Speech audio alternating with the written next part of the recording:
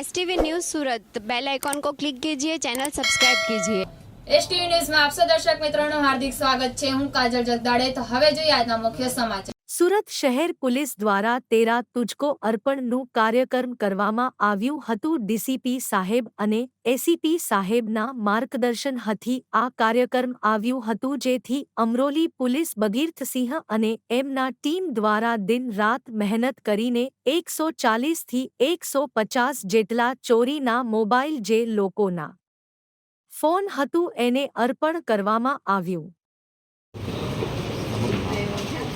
PI જેબી વના Amroli police station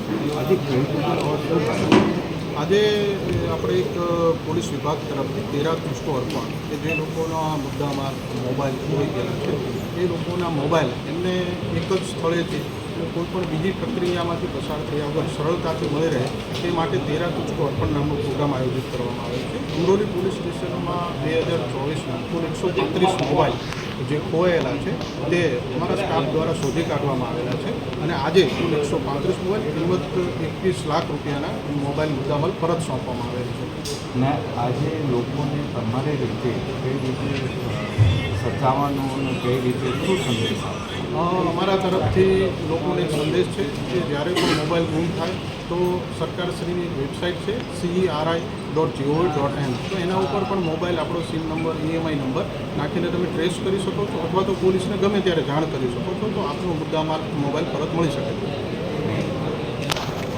તમારું નામ? મારું નામ નેવિલ પંકજ કુમાર સફારીવાલા છે। આજે શું કાર્યક્રમ હતો?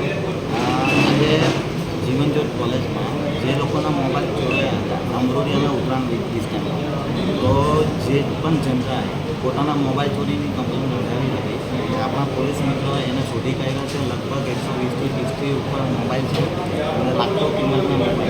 અને તમે તમારો બી મોબાઈલ ગયા હતા કઈ રીતે? મારો પણ મોબાઈલ હું બેંક ઓફ શાખામાં જોઈન્ટ મેનેજર તરીકે જોબ કરું છું અને મારો મોબાઈલ પણ અમારી અમરોલી બ્રાન્ચના ATMમાંથી ખોવાયો અને 1.5 થી 2 મહિના પહેલાં ઓનલાઈન કમ્પ્લેન કરાવી હતી અને અમરોલી પોલીસ સ્ટેશનમાંથી મને સામેથી ફોન આવ્યો કે તમે જો ઓનલાઈન કમ્પ્લેન કરી છે એની રાઇટિંગમાં પણ અમને વધુ વિગત આપી દે અને અમરોલી પોલીસ સ્ટેશનના કર્મીઓ એટલી સારી એમણે 2 થી ગાળામાં મારો મોબાઈલ શોધી નાખ્યો છે અને આજ રોજ મને એમને અહીંયા જીવનજ્યોતના જે સ્કૂલ કોલેજના કાર્યક્રમમાં બોલાવી મને પરત કર્યો।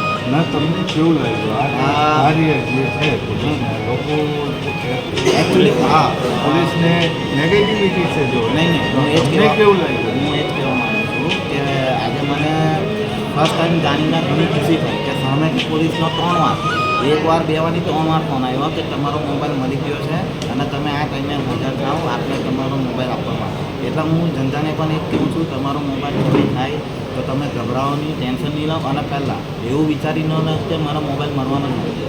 ને મને આજે ખરેખર ખુશી થાય છે કે ભલે ગમે તે કિંમતનો મોબાઈલ હોય પણ આપણા જે અમરોલી અને પોલીસ ઉપરાંત પોલીસ સ્ટેશનના કર્મચારીઓ નાનામાં નાના મોબાઈલ પણ શોધીને આપને આપે છે અને એ પણ ટૂંકા સમયમાં, જેમ કે 2 કે 2.5 મહિના પહેલાં મને જાણવા મળ્યું છે કે આપણી સાથે જે સ્ટાફ છે ભગીરથભાઈ એમની આ મોબાઈલ શોધખોળમાં ખરેખર પ્રસંગીય અને રાત દિવસ એક ગરમી ઠંડીમાં એક કરો એવી અમોલી